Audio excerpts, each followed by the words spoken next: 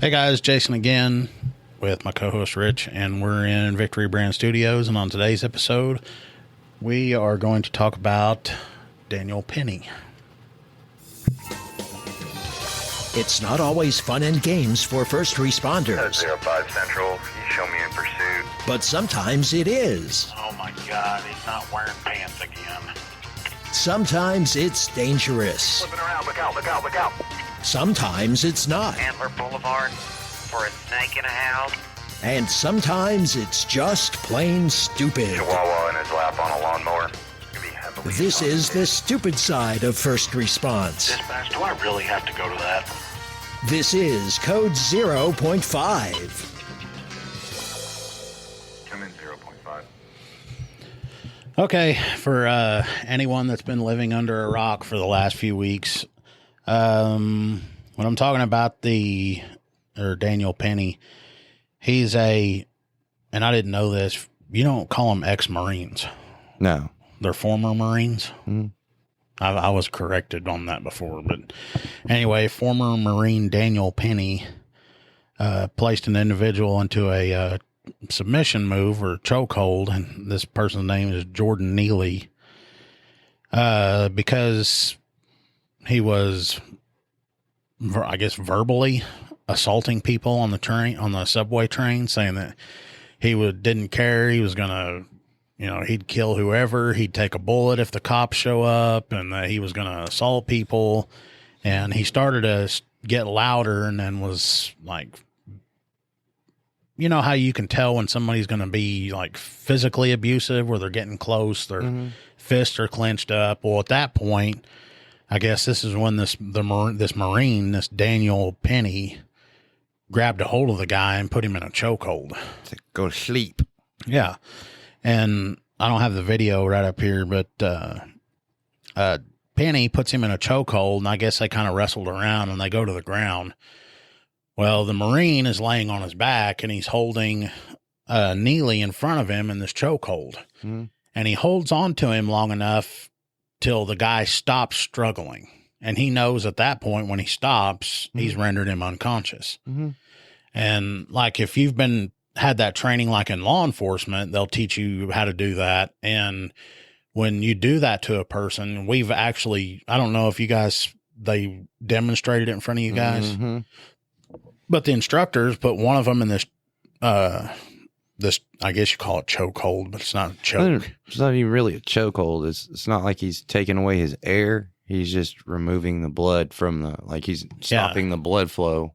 He slows or stops the blood flow to the brain. Yeah, and it dude was out. And he can still breathe. But yeah, whenever you do that and they go unconscious, it's like 3 to 6 seconds where you can grab the guy and then put handcuffs on him before he wakes back up. And it was crazy because the guy was sitting there, he held his arms up in front of him, and then all of a sudden his arms drop and he just goes limp. Mm-hmm. And then I started kind of counting. It was like 4 seconds later, and he kind of perks back up, and it's like, because the blood flow came back. Yeah. But, and I know here in Oklahoma, that's not something that we can do unless we've had the specialized training in it. Because, I mean, if you do it wrong, you could hurt somebody. Oh, yeah. Yeah. But that's what he did to the guy. And then I guess, I don't know if it was because of the drugs he was on or what was going on with him, but the guy ended up dying. I wonder if there's a toxicology report back on that. I doubt it. Is that freaking dude's name? Well, Jordan Neely is the guy that died. He's the dude that was attacking the people. And then Daniel Penny is the Marine. But all the articles I've read, when they've talked to the people that were on the train, they were talking about how this Marine is a hero, how they felt very uncomfortable and they didn't feel safe. And then a lot of the passengers were saying that they don't feel safe being on the subway, and that, there's not much transportation, I guess, or other alternatives that they could take. Some of the people that are like, outraged by this. This is from the New York Post. Sorry. It says, because I was looking up the toxicology report, And then this thing said it had something about the report or whatever. It says the city medical examiner has ruled the death of a homeless man choked by a Marine on the subway earlier this week a homicide as prosecutors mulled whether to pursue charges. Jordan Neely's cause of death was a compression of the neck and chokehold, and the manner constituted homicide, according to the medical examiner. Neely was reportedly homeless and having a mental episode aboard an F train in Lower Manhattan Monday when another strap hanger jumped in to restrain him, according to the police and witnesses. The wannabe, they're calling him a vigilante, identified as 24-year-old Marine, from Queens, took down Neely from behind and placed him in a chokehold for 15 minutes. Yeah, that's not That's true. not, there's no way. Yeah.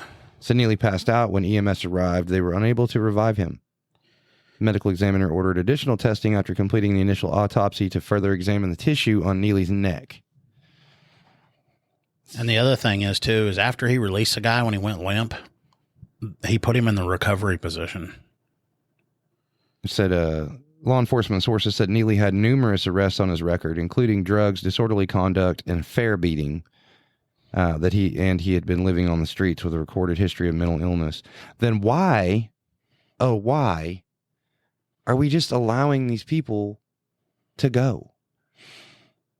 So that's the thing that gets me, is that the mental illness thing, like, I mean, if you know you've got somebody with like a serious history like that, you know what I mean? Multiple charges and multiple things going on. Like, do they not do court ordered like mental health court? Yeah, they do. And he was actually ordered to go. Okay, why wasn't he? You know, they had to have had contact with him before he'd get picked up. He skipped a court date that was involved with that and then stopped showing up to his mental health, whatever. So there was a warrant for his arrest. But it says here, and people, I guess, sympathize with him because he's a Michael Jackson impersonator. Who is? The vagrant. Oh. Which I don't know what that means. Was he messing around with little children, or was he trying to dance like him, or what? But it says on here, he's been arrested dozens of times, including most recently for vicious assaults on subway riders. It says in 2021, he socked a 67-year-old woman that exited the Bowery station. The woman sustained a broken nose, a fractured orbital bone, and bruising, swelling, and substantial pain to the back of her head. Okay. Native New Yorker and Brooklyn resident Lizzie No called the lack of charges an outrage. She said, and I quote, "New Yorkers don't deserve to be killed for just being poor." He wasn't killed because he was poor. No. The thing about it is dude didn't even mean to do what he did. I mean, I don't understand how they're trying to turn somebody who did, what'd you say, broke an old woman's orbital socket? Yeah. Into a hero. And then see, it says that when he broke that woman's face, he pleaded guilty to felony assault. Oh, here we go. Here's where it gets good.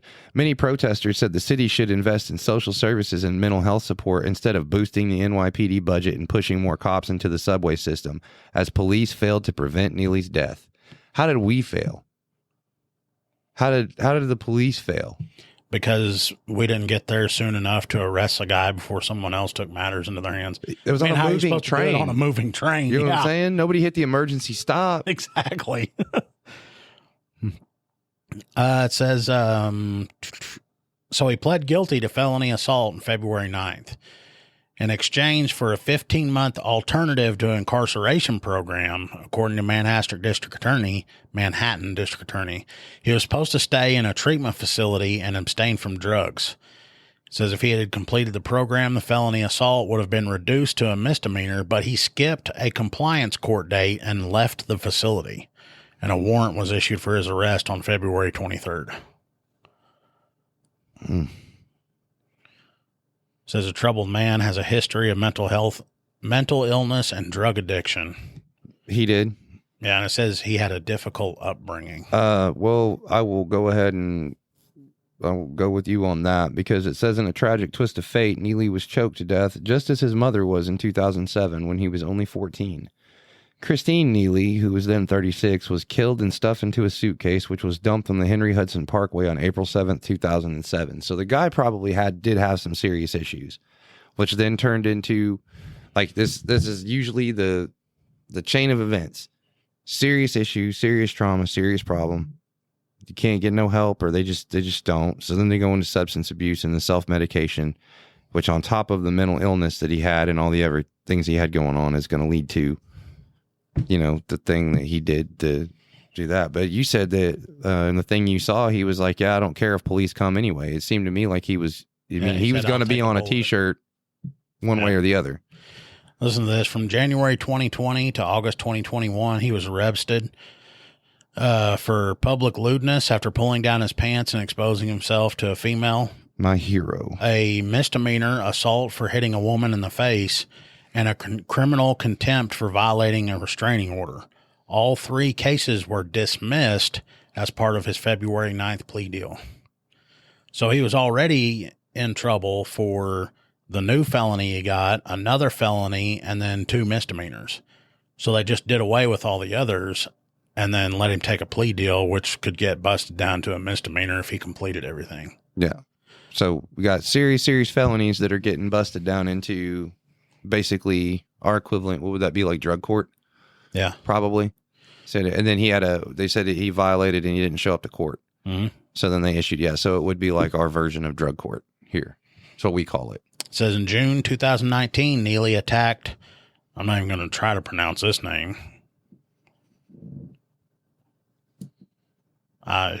Philman Baltazar, who was 68. So attacked this person, and the person was quoted as saying, just out of nowhere, he punched me in the face. So here's the pattern I'm seeing. He attacks women and old people. Yeah. So it's obviously, it's easier for him to overpower Holy women crap. and old people. 1 month prior to that, he hit a man so hard in the face that he broke his nose on the platform of the Broadway Lafayette station, the same subway stop where he died 4 years later.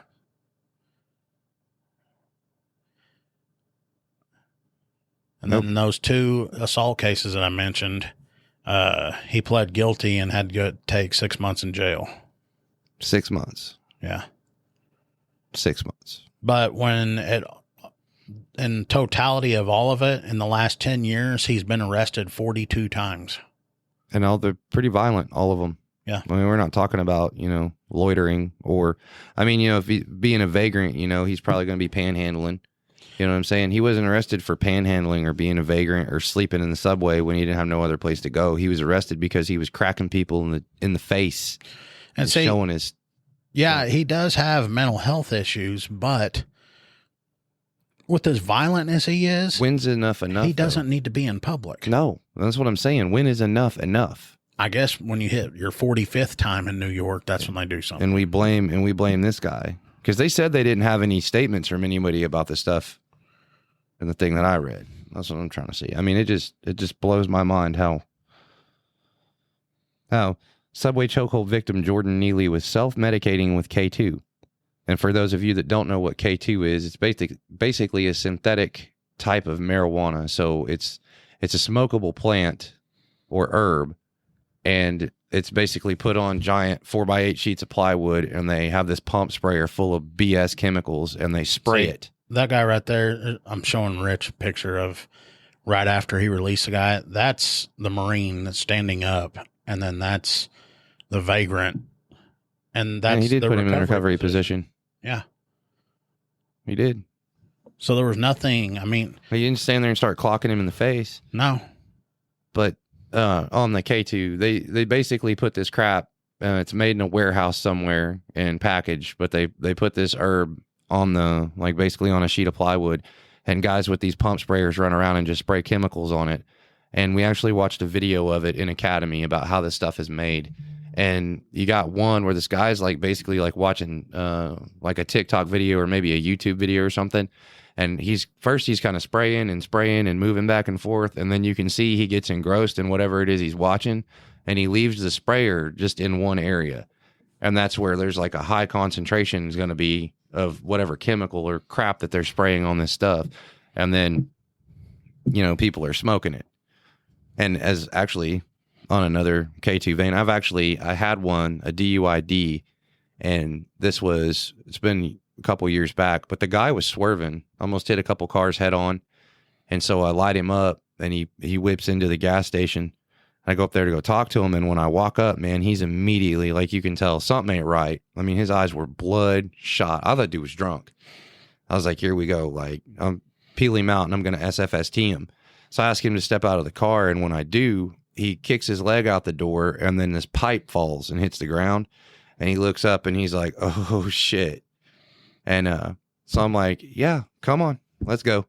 So I get him back there. Anyway, come to find out, he was smoking spice or K2, and I ran it up, and it got dismissed because it wasn't like a recognized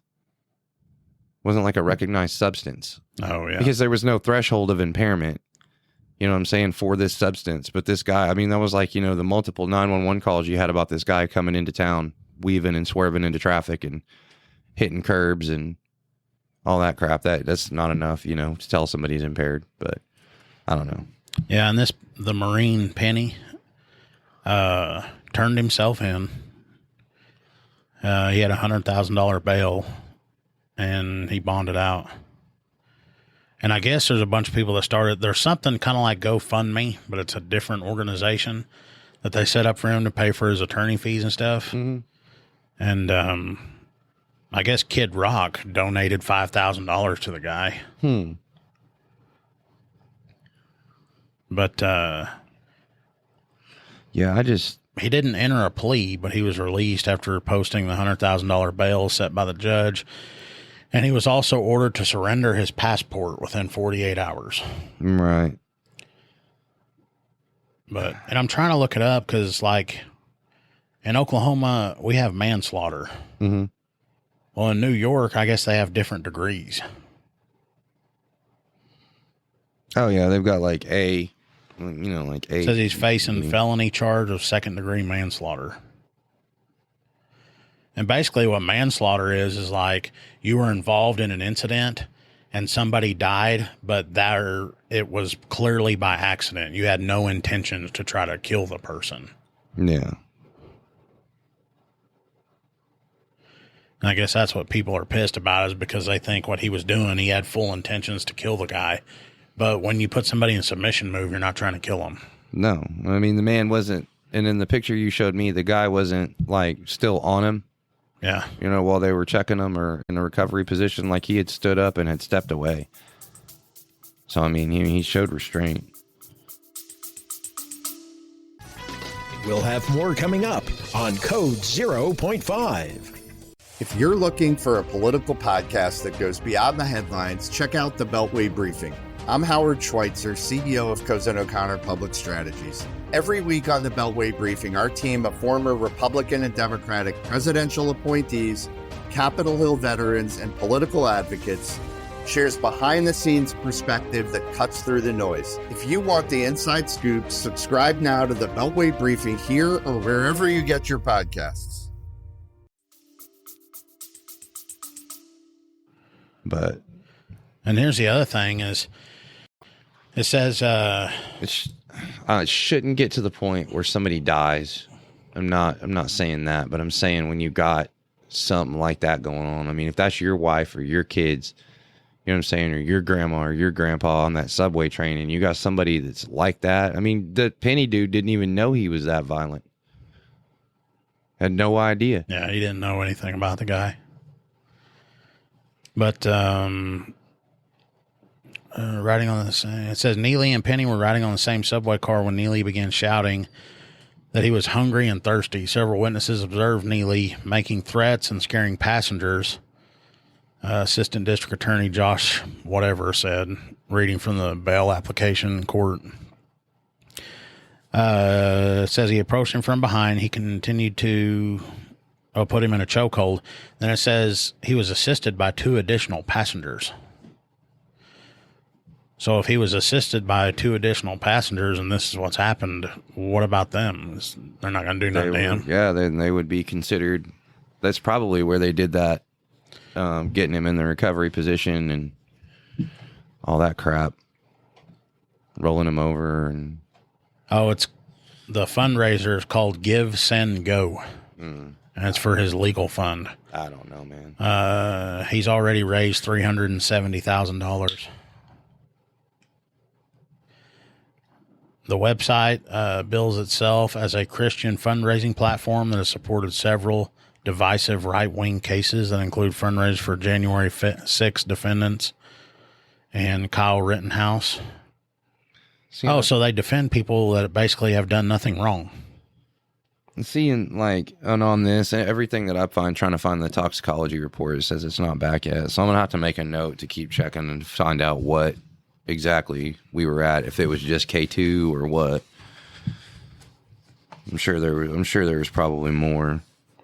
He was hungry, thirsty, but he had enough to go buy spice. You know what I'm saying? So I don't know. Yeah, I'm trying to. Where did I find that picture at that I sent to you? I tell you what I do know though. What? If you go to any of the locations, Victory Vapor, and you mention code 0.5 podcast, they're going to hook you up with some money off your juice. Oh, yeah. I've been telling people about that. You got Men's Monday, Women's Wednesday, and was it Senior Saturday or Sunday? I'm a little fuzzy on that one, but it's 15% off. So make sure you mention the podcast, code 0.5. Mention how awesome Jason is. And then they charge you extra. Yeah.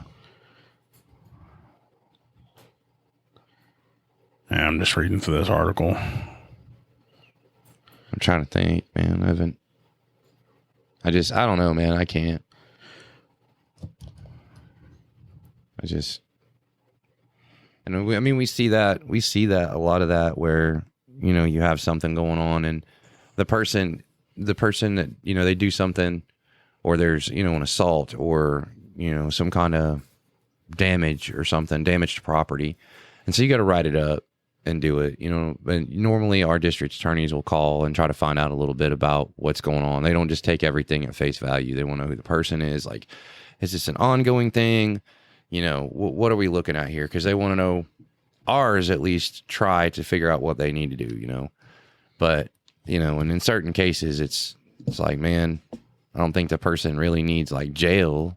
I think they really do need mental health help. And apparently the thresholds for that are extremely hard for them to even kick it off into mental health court.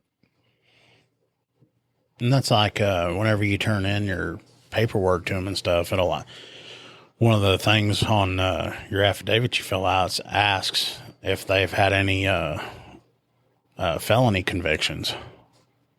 And then you put yes. And then whenever I do it, I put in there, yeah, they've had, and then it'll ask how many, and you can put how many. And then I'll put in there that, this person's been convicted of this, and that in the past, especially if it relates to what the report is about. Right. Which, that's another thing I've been hearing a lot from people is how they say, I'm pressing charges or whatever. Mm-hmm. Well, you file a report and people don't know this. They don't press charges. The district attorney does that. Yeah. He makes that decision. Yeah. So you can file it. Yeah. You file it. We turn it in. He looks at it. And then he makes, determination. Basically makes sure that all the criteria is met for the crime. Yeah. And then make sure there's substantial evidence and reviews it and make sure everything is exactly what it is, and then goes from there. There's a set of deals that we have to go by. There's certain criteria that has to be met in order for it to do. Yeah. And if it's not, it may suck, and you may have one or two of the 5 elements that you've got to have. You can still write it up and try to throw it at the wall and see if it sticks, but without. And it'll say in there, because if you were to have to go serve on a jury, they give you this form or this paper that has the uniform jury instructions. The Ouija's. And then it'll say, for the criteria, it'll say, that the person willfully committed this. Yeah. Willfully. Well, if they didn't willfully do it, it was all on accident or something. then it doesn't meet that criteria. So then it stops right there. Mm-hmm. So, but if it does meet that criteria, then it goes down to the next one. Well, did this, and that happen? If it does, then you go down to the next one. I mean, there could be, I think I've seen like 5 as the most on there, but then there's also some where there's just 2. Did they do this and did they do that? Well, then there's enough for the crime. That's. And you get that, they did this and any combination of A through C in this. Yeah. You know what I mean? So like, it's just, it's a mess.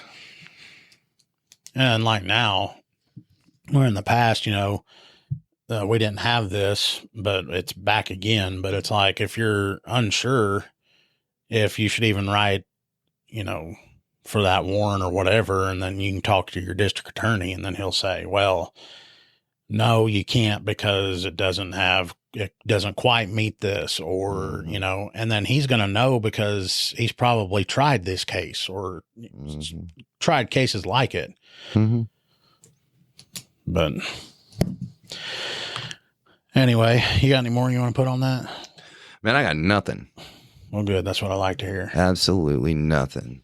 But I think I heard something outside that we might need to go investigate. Oh, Lord.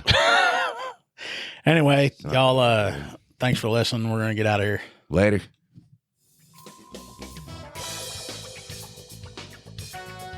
You have been listening to Code 0.5, the lighter side of police work. If you have ideas or suggestions for our show, we'd love to hear from you.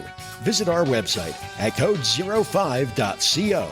That's code05.co. And please consider making a donation at our Patreon page, patreon.com/code05. Be sure to use the digits 05. Thanks for listening to Code 0.5.